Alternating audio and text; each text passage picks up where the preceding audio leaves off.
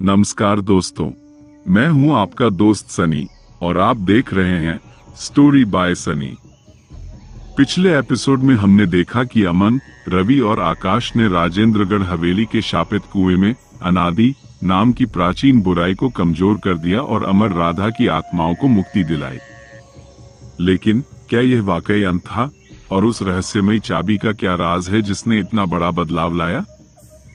आज हम उस चाबी के अतीत में झांकेंगे और जानेंगे कि कैसे एक खत्म हुआ अध्याय एक नए और कहीं ज्यादा भयानक खतरे की शुरुआत बन सकता है। अपनी सांसें थाम लीजिए, क्योंकि डर का खेल अभी खत्म नहीं हुआ है, बल्कि एक नए मोड़ पर आ चुका है, जहां हर साया एक नया राज खोलेगा। अमन, रवि और आकाश थके हुए और डरे हुए कुएं के पानी में खड़े थे। अनादि की विशालकाय छाया अब गायब हो चुकी थी और राधा अमर की आत्माएं भी शांति से विलीन हो गई थी। कक्ष में अब सिर्फ पानी की हल्की हल्की आवाज और हवा की नमी थी। सूरज की पहली किरणें हवेली की टूटी हुई खिड़कियों से अंदर आ रही थी, जिससे कक्ष में एक धुंधली रोशनी फैल रही थी।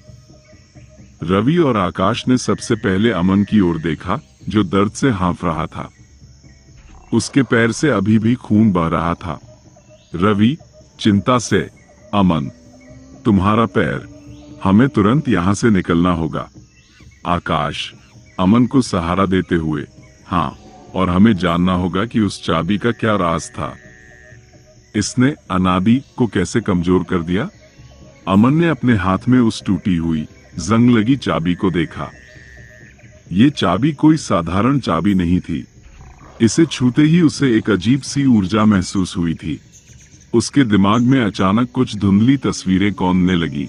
एक पुरानी हवेली, एक बूढ़ा व्यक्ति और एक चमकता हुआ पत्थर।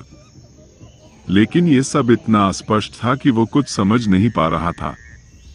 मुझे नहीं पता, अमन ने कमजोर आवाज में कहा, पर मुझे लगता है इस चाबी का इस हवेली से गहरा रिश्ता है। उन्होंने किसी तरह हिम्मत बटोरी और कुएं के पानी से बाहर निकले। अब उनका लक्ष्य था उस सुरंग से बाहर निकलना जिससे वे अंदर आए थे। सुरंग अभी भी अंधेरी और घुमावदार थी, लेकिन अब उसमें पहले जैसी भयानक ऊर्जा महसूस नहीं हो रही थी।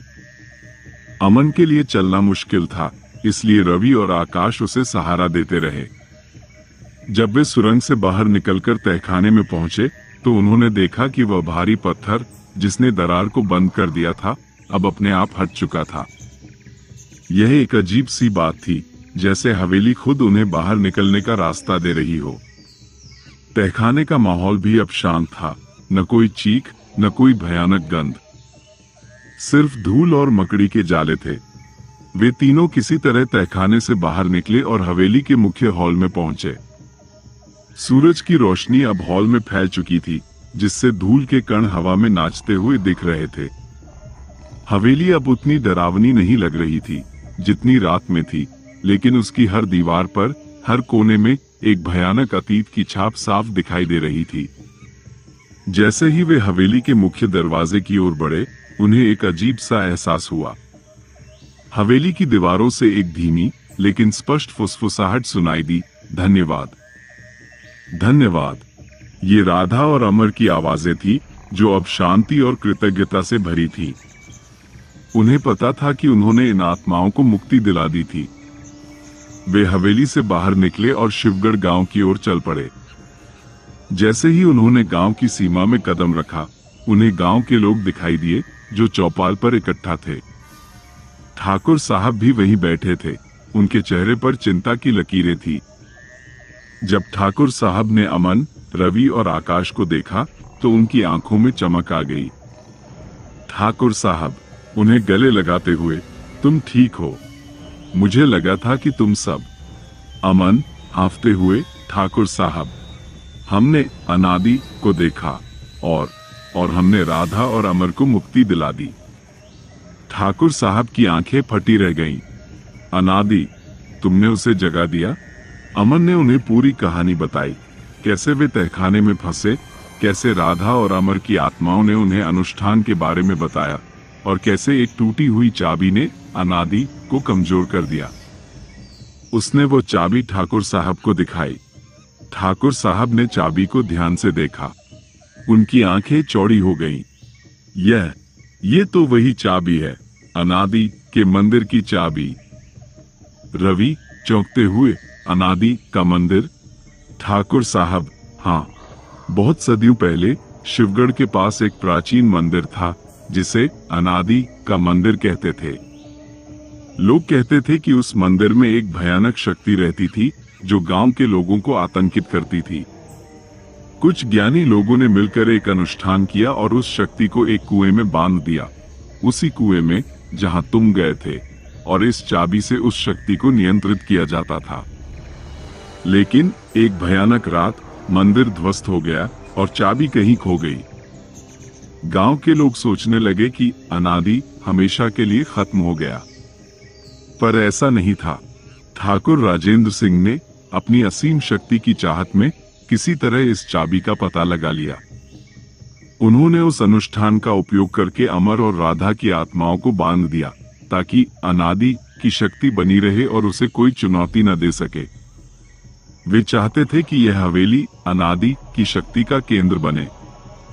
आकाश समझते हुए, तो ठाकुर राजेंद्र सिंह अनादि की शक्ति का इस्तेमाल करना चाहते थे? ठाकुर साहब, हाँ, लेकिन उन्हें नहीं पता था कि यह शक्ति कितनी विनाशकारी है। जब उन्होंने अनुष्ठान किया तो कुछ गलत हो गया। अनादि का बंधन कमजोर पड़ गया और उसकी शक्ति फैलने लगी।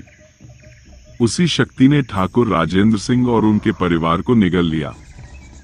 ये चाबी ही वो बंधन थी जो उसे नियंत्रित करती थी। तुमने इसे पाकर और उस पर वार करके अनादि के बंधन को फिर से कमजोर कर दिया है। अमन, रवि और आकाश ने एक दूसरे को देखा। उन्होंने सोचा था कि उन्होंने खतरा खत्म कर दिया है, लेकिन अब उन्हें पता चला कि उन्होंने एक ऐसे राक्षस को जगा दिया था जो शायद पूरी तरह से सोया भी नहीं था। तो क्या अनादि अभी भी जीवित है? रवि ने डरते हुए पूछा। ठाकुर साहब का चेहरा गंभीर हो गया। वो अभी सोया हुआ है, लेकिन वो पूरी तरह से खत्म नहीं हुआ है। अगर यह चाबी फिर से टूट गई या अगर वो पूरी तरह से जाग गया तो शिवगढ़ ही नहीं, पूरा इलाका खतरे में पड़ जाएगा। अमन ने चाबी को कसकर पकड़ा। वो अब सिर्फ एक धातु का टुकड़ा नहीं थी, बल्कि एक जिम्मेदारी थी, एक खतरा था। उसके पैर का दर्द और बढ़ रहा था। उसे लगा कि यह सिर्फ एक घाव नहीं, बल्कि एक चेतावनी है कि अनादि की शक्ति अभी भी जीवित है। उन्हें पता था कि उनकी यात्रा अभी खत्म नहीं हुई है। उन्हें अनादि को हमेशा के लिए खत्म करना होगा और उस चाबी के पूरे रहस्य को उजागर करना होगा। लेकिन कैसे? जब गांव के लोग इस खतरे से अनजान थे और अनादि कभी भी फिर से जाग सकता था। राजेंद्रगढ़ हवेली का रहस्य सुलझा, अमर और राधा की आत्माओं को मुक्ति मिली और अनादि कमजोर पड़ गया। लेकिन ठाकुर साहब ने बताया कि खतरा अभी टला नहीं है। वो रहस्यमयी चाबी, अनादि के मंदिर का राज और एक प्राचीन शक्ति का फिर से जागने का डर। क्या अमन, रवि और आकाश इस नए और बड़े खतरे का सामना कर पाएंगे? क्या वे अनादि को हमेशा के लिए खत्म कर पाएंगे? ये कहानी अब एक ऐसे मोड़ पर आ चुकी है जहां एक नया अध्याय शुरू होने वाला है जो आपकी कल्पनाओं से भी परे होगा। जानने के लिए जुड़े रहिए प्रेत लोक की अंतहीन गाथा के अगले एपिसोड में। स्टोरी बाय सनी को लाइक, शेयर और सब्सक्राइब करना न भूलें और बेल आइकन दबाकर हमारे साथ इस खौफनाक सफर में बने रहें। मिलते हैं अगले एपिसोड में एक ऐसे रहस्य के साथ जिसका खुलासा अभी बाकी है और एक ऐसी यात्रा के साथ जिसका अंत अभी दूर है।